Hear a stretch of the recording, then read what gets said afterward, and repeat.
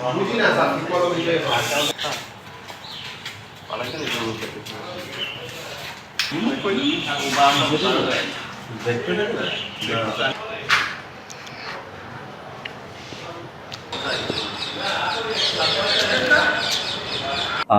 বিষয় হচ্ছে আমাদের 51টা ছাড়কৃত পদ রয়েছে।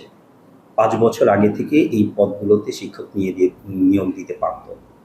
এজিসি আমাদের এই পদগুলো আটকে রেখেছে, বলছে অনাপত্তিপত্র ছাড়া এই শিক্ষক নিয়োগ দেওয়া যাবে না।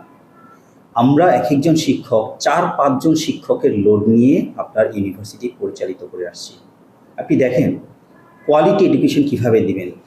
শিক্ষক ছাত্রের অনুপাত যদি রেশিও করেন, বরিশাল ইউনিভার্সিটি বাংলাদেশের পাবলিক ইউনিভার্সিটি সবচেয়ে পোরেস্ট। আপনি একটা বিভাগীয় ইউনিভার্সিটিতে আপনি এই যে আপনার এই ধরনের একটা বিষয়, এটা আসলে কাম্য না।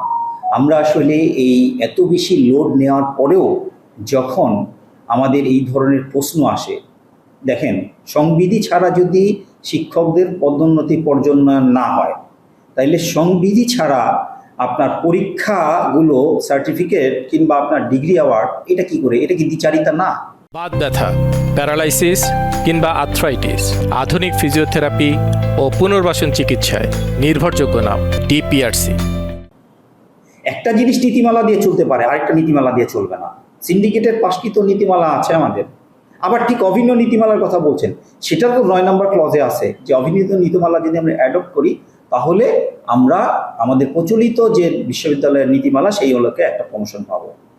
আসলে আপনি যদি একটু দেখেন এই বিষয়গুলো, আমি জানি না যে কেন আমাদের সাথে এরকম বিমাত্রসুলভ আচরণ করা হচ্ছে।